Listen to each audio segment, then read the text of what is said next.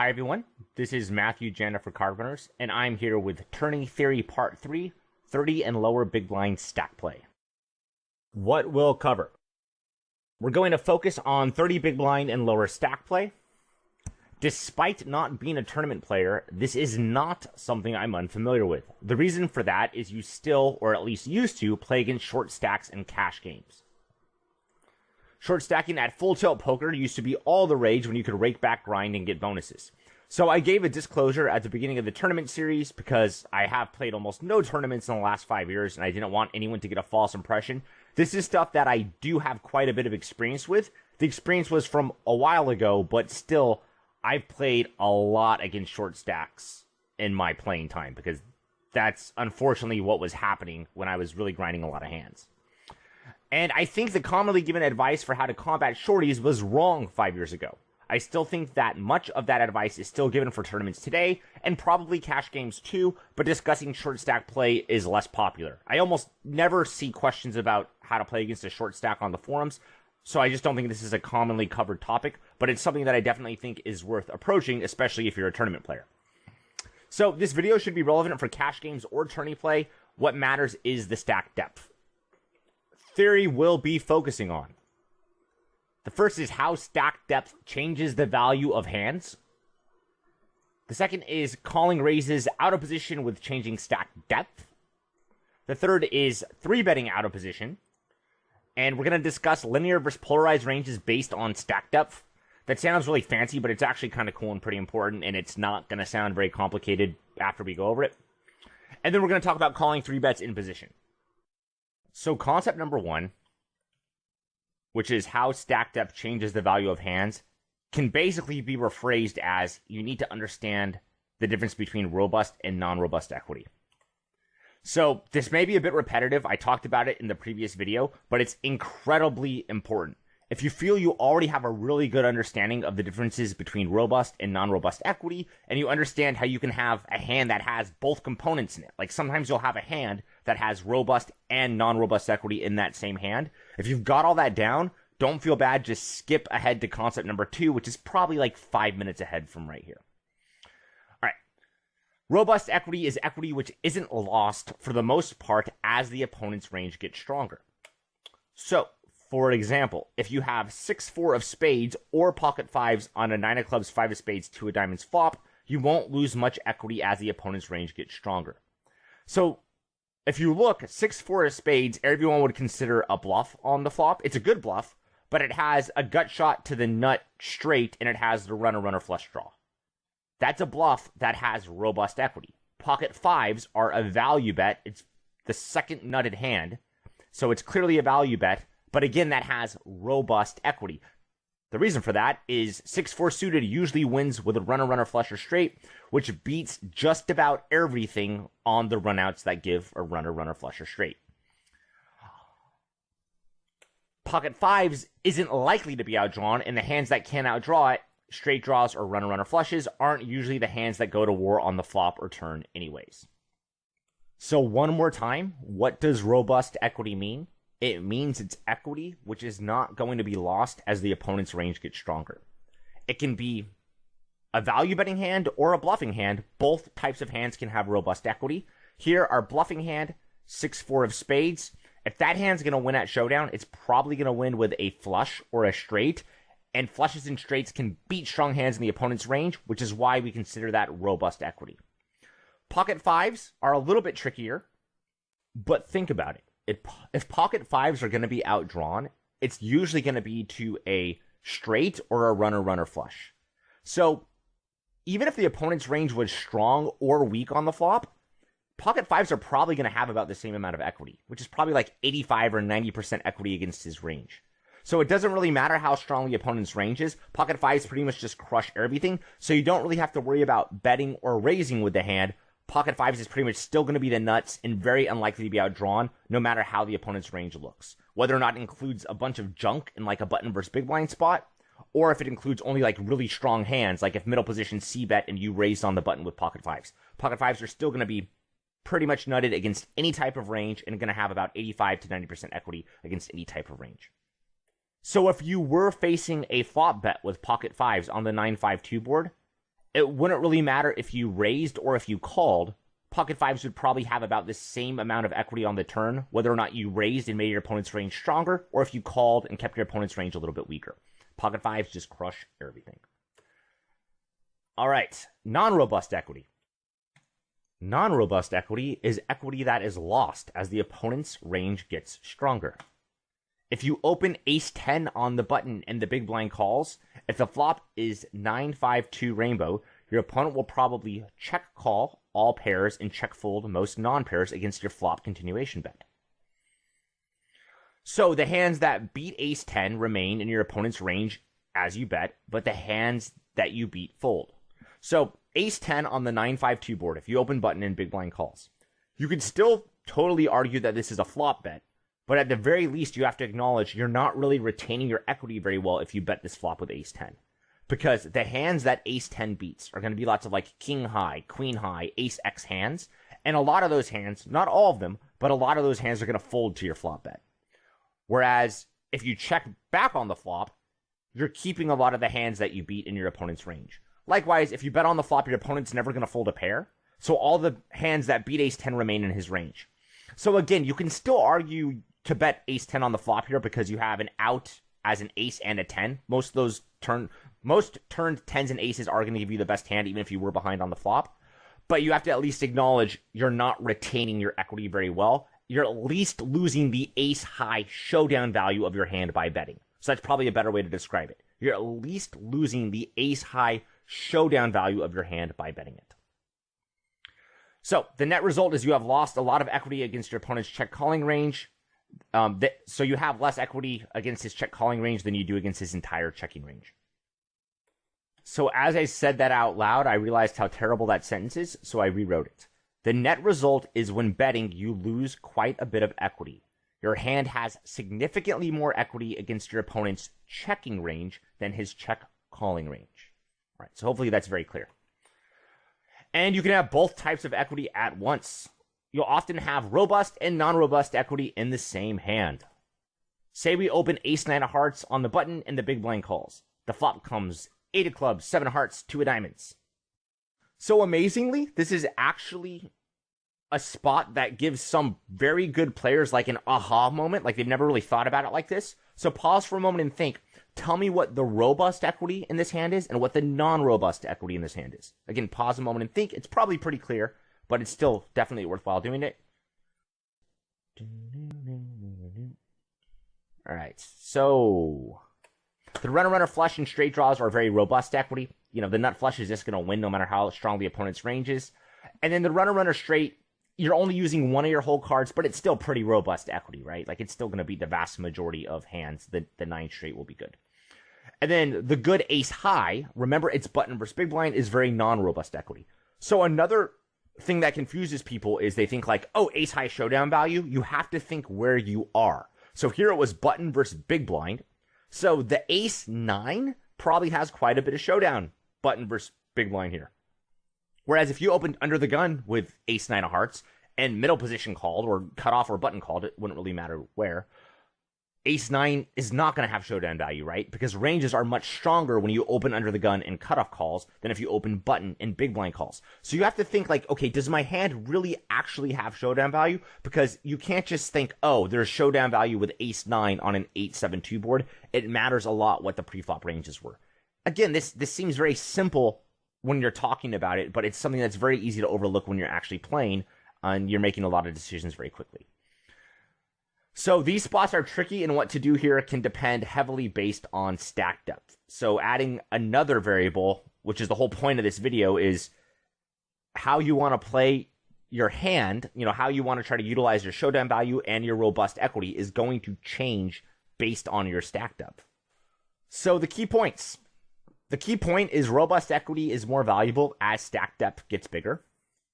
For example, you can win massive pots with straights or nut flushes when you are 100 big blinds or bigger deep. Non-robust equity gets more valuable as stacks get shallower. It's hard to get put in a very gross spot with top or middle pair if there isn't much stack depth and you can't face big bets. We've talked about this before, so I know I just read straight from the slide, but pause for a moment and read it again if you need to, but I think most people already got this, so we're going to move on. Key point wrapped up. Okay, we've discussed this a bit already, and we'll continue to discuss it throughout all tourney videos. So we're going to keep moving on. And just know now that every single range, so whether it's an opening range, a 3-betting range, or a 3-bet calling range, and I even could have added on 4-betting or 4-bet calling ranges, but realistically, if you're short, you're going to be all in by there. But no, every single range will favor non-robust equity more when shallow than it would when deep. So I don't want you to just think, because a lot of times our examples are only going to be talking about single raise pots, where we still have some stack depth when we're 30 big blinds deep. Know that even for 3-bet pots, and maybe even in some cases 4-bet pots, if someone makes a really, really small 4-bet, you're still going to want to emphasize non-robust equity more when you're shallow compared to when you're deep. So if you're used to playing 100 big blind stacks like I am, you're going to see our pre-flop ranges change a bit. Every single range is going to change a bit. The opening, the calling, the 3-betting range, the 3-bet calling range, every range is going to change a bit based on us now having more shallow stack depth. Concept number 2, calling raises out of position. The first misunderstood concept I see mentioned when discussing short stack play is you should emphasize a push or fold strategy out of position. No, bad. So for some reason, I have no idea why, whenever I see anyone mention this, I just think of a scene from South Park where Cartman has a stick and he's yelling at his cat and he's like, "That's a bad Mr. Kitty," and he whacks him on the head. Like, that just comes to my mind, which is like, it's just bad. Don't do it. Like, whack. Why do I think this is especially bad? And it gives me South Park flashbacks. So pause for a moment and think, and here's a clue. Does position get more or less valuable as stacks get shallow? So again, I think it's going to be very common for very shallow stacks for people to tell you to push or fold out of position, and I completely disagree with it. Why do I think that is? So again, pause for a moment and think. I already gave kind of a big clue, but the answer is when stacks are shallow, it actually becomes easier to realize your equity when you're out of position. Realizing your equity out of position. Think a bit more deeply. If you were extremely shallow, say 5 big blinds deep, and the button min raised, how hard would it be for the button to push you off your equity post flop? The pot will be 4.5 big blinds, and this is again with no antes. So with antes, it may very well even be bigger, like significantly bigger. So the pot will be at least 4.5 big blinds, and you'll have 4 big blinds behind. Are you ever not getting to showdown with a flopped flush draw, straight draw, pair? All of these hands are going to easily be able to get to showdown because you're risking so little relative to what's in the pot, right? There's no way you ever get blasted off this. You're, of course, going to get to showdown with these hands since you risk so little relative to what's in the pot. Your bottom and middle pairs are going absolutely nowhere and getting to showdown near 100% of the time. Because, again, the pot's just massive relative to what you have to risk, and the button's range is weak. Compare that to when you're 100 big blinds deep. How hard is it to get to showdown with 7x on a king 10-7 board?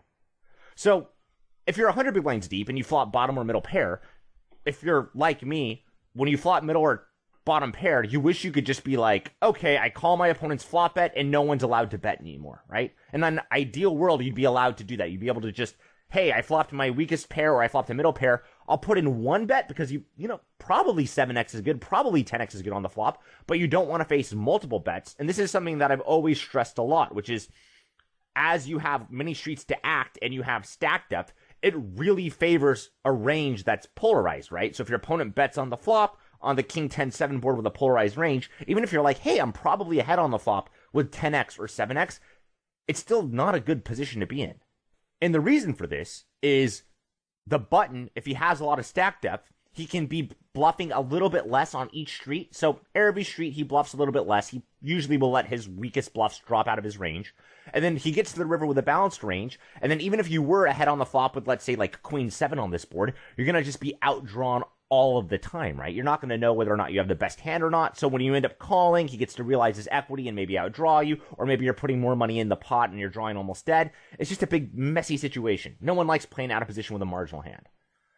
But when you're shallow with 7x, there's no way you should fold. You're basically just going to get all the money in on the flop and be like, cool, if I'm beat, I'm beat, and you're not going to even be beat all that incredibly often. And at the end of the day, you're getting 2-1 odds, and you have 25% equity or so against an overpair anyways. And when I say overpair, I mean just any pair that beats 7x. So when you have 7x and you're super, super shallow, it's totally a fine hand. I don't feel bad about it at all. When I'm 100 big blinds deep, though, and I have, let's say queen 7 of diamonds, which would be in my range. If I had queen 7 of diamonds in the big blind, it's like I'm going to check call, and I'm just going to be like, ugh. But if I was shallow, queen 7, sure, let's just get it in on the flop. I may very, very well be ahead right now.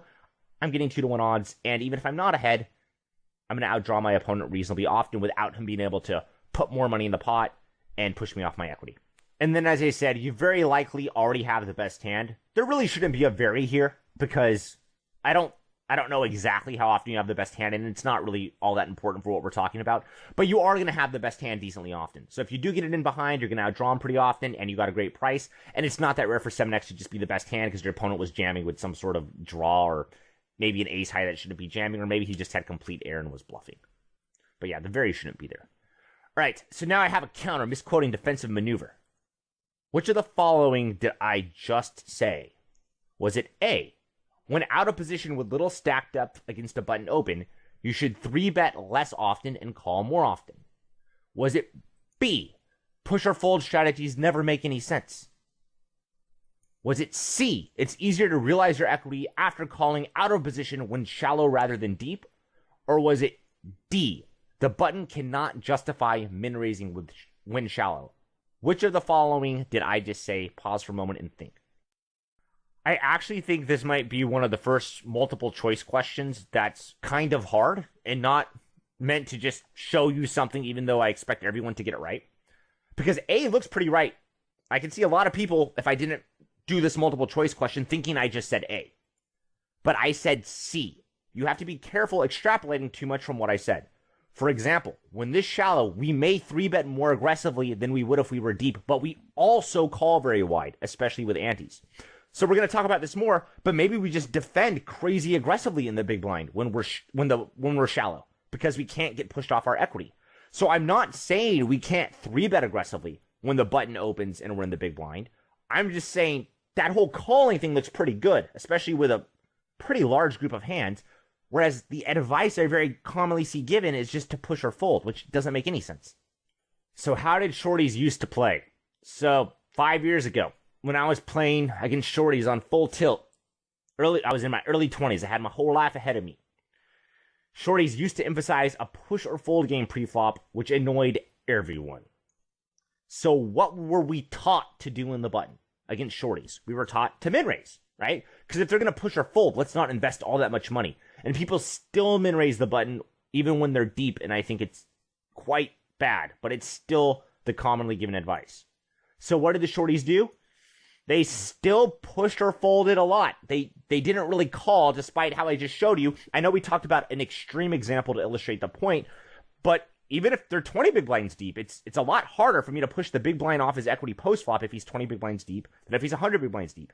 Nevertheless, despite getting an amazing price, the shorties still weren't much into that whole calling and playing post-flop thing. Why, pray tell? Because playing out of position is tough and pushing or folding is more intellectually satisfying than calling and being uncomfortable. So a lot of shorties were also just not very good players because it was an easy strategy to implement. But nevertheless, I'm sure a lot of shorties could have increased their win rate substantially by just learning how to call the big blind and not being afraid. But instead, shorties were told to push or fold. Everyone thought that was the strategy. And remember, we want the most plus EV line, not the most comfortable line. So when we're in the big blind, we're not going to play this push or fold strategy when we're short just because it's comfortable and fun. We're going to take the most plus EV line, which means we're calling a lot and then not loving our position a lot on the flop. So calling raises out of position when short. So hopefully now you can see how even if you get very short in tournaments, let's say you're 8 big blinds deep, it's still absolutely 100% okay to call in the big blind getting an awesome price. With antes, you can easily be getting better than 4-1 odds. And again, it's hard for him to push you off your equity post-flop. And honestly, it's not even that hard to play the hand. It's just you have a weaker range and are out of position, so you lose more often than not, which makes people think their line is bad even if it is not.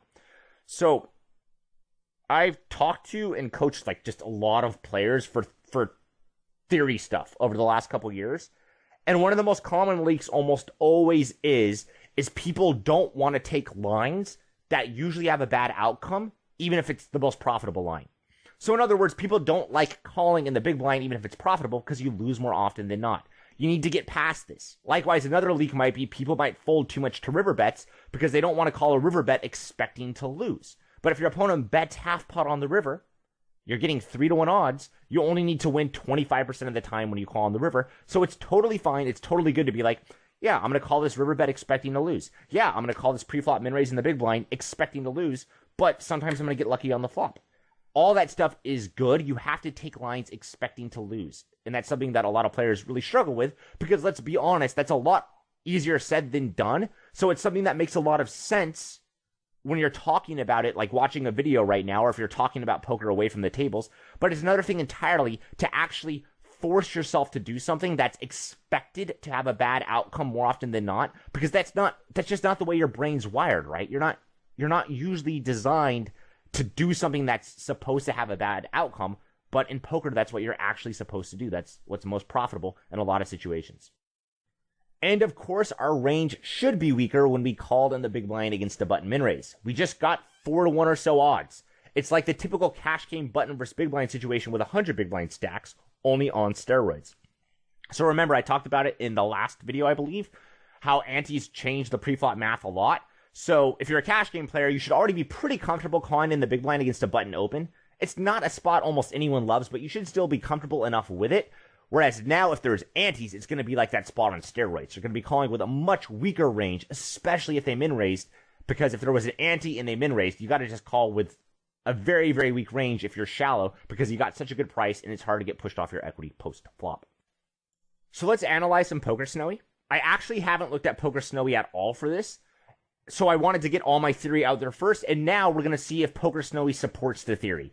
Even if Poker Snowy doesn't, honestly, I'm still going to think what I'm saying is probably right, because I don't know exactly how Snowy works for short stack play. But my guess is, I think Snowy has a lot of really good ideas pre-flop. My guess is Snowy's going to really support what I've already said, and it'll now illustrate for us what I've been talking about with some ranges, which I think will be pretty cool. So yeah, let's bust out the Snowy. Okay, so I played around with Poker Snowy for about 15 or 20 minutes, and I wanted to record me playing around with Snowy regarding these concepts for the first time, because I like the idea of stuff being unscripted. But in reality, the content just wasn't that interesting, and I didn't know this at the time. You can't add antes into Snowy, and antes are a really big deal for what I'm trying to show. When you're getting a really good price in the big blind against a button open, when you have shallow stack depth, and antes are a big part of that. So I didn't end up recording all this stuff where I was playing around with Snowy, and instead I want to show you what I think was the most important stuff. So I gave us tourney-looking blinds and stacks. So the blinds are 100, 200, and we're 15 big blinds deep. Okay, so I opened to 3 big blinds here, even though we're only 15 big blinds deep, and that might be considered a pretty big open, right? Because these are really good stack depths to rejam over this open, and it sucks when you open 3 big blinds in the button and you have to fold to a 3-bet and you only have a 15 big blind stack. So note, this is a pretty big open. This is a much bigger open than I think most people will make in a tournament with this stack depth. Yet still, in the big blind shoes, the big blind's calling more than it's raising. I imagine if I ask most shorties what they do here, cash game shorties, or if I ask most tournament players what they do here, they probably have a very, very tight calling range. But again, it's not hard to call here, even though you're not getting that amazing of a price, right? If this was a min raise with antes, your price would be so much better and you should be calling so much wider. But even with this bad price relative to the price you're often going to be getting, you still are calling more often than you're raising. And Snowy can show us exactly what the calling range looks like. So let's open that up right now. And you can see it's kind of what we'd expect, right? Like it's really emphasizing, for the most part, non-robust equity. I'm actually a little bit surprised that it's, and I don't really agree with this, it is still calling with these lower suited connectors, which does kind of surprise me because I wouldn't think they'd play very well. But other than that, it's a lot of hands that I think we'd all think look reasonable, right? Like it's a lot of just high card stuff that can make a decent pair. And then obviously we're going nowhere with our pocket pairs. And then if we look at its shipping range, sorry, I should probably just display it in the same way. So all of these numbers, like if it's like right here, 10-9 suited is a 60 and it's yellow, that means it goes all in 60, or it raises. I assume it's going all in. It raises 60% of the time, then calls the rest. The one to the right, the 13, the 10-8 suited, it raises 13% of the time and calls with the rest. So you can see what it's jamming with, and it's jamming with just a lot of ace-high hands, and it's jamming with a lot of the good pairs. All right, so in total, it was defending against the 3 times open a little more than 40% of the time. Now let's see how it responds to a min raise. So we can copy the scenario and just min raise it right now. Calling crazy wide. Now, I did look at this for 100 big blind stacked up, and the big blind's still calling very wide for 100 big blind stacks. But keep in mind, this is shallow stacks. There are no antes, so we call even wider if there were antes. And Snowy's calling crazy wide here. Because you can't, like, first of all, the main reason is really just the big blind's getting an awesome price. But, again, as I said, it's super hard to push the big blind off of his equity. So we can see the range it's calling with. This, I don't think, looks very surprising to most people, especially if you have much heads-up experience. But yeah, it's just folding all the stuff that has very little equity and very little robust equity, and it's calling crazy, crazy wide. So it's going to have a very weak range post-flop, but it's like, I got a really, really good price. And here we're deep enough where we might be able to get pushed off a very weak pair, because there still is enough stack depth that if we call, let's say, an open with, what's this guy, 8-5 suited? 8-5 suited still can get pushed off a pair at some point, but it is harder to push us off our equity when we're shallow. And now I'm going to do one more thing that I haven't done yet. And again, I don't know how well Snowy's going to adjust to this, but I made the button in the small blind 20 big blinds deep, and I made the big blind 6 big blinds remaining, so 7 big blinds deep total if you count the ante. And notice I had the button min raise here, because I think that makes sense with this chip distribution. Because this chip distribution probably won't allow the button to fold many or any hands to a 3-bet all-in by player 5. But the button still might want a min raise because he's going to be folding some hands to the 3-bet by player 6, and he might not think player 6 calls very wide to begin with. So he wants to make the button min raise small, so he essentially loses less money when he 3-bets and has to fold to the small blind. Either way, I think you're going to see the button min raise with this chip distribution all the time.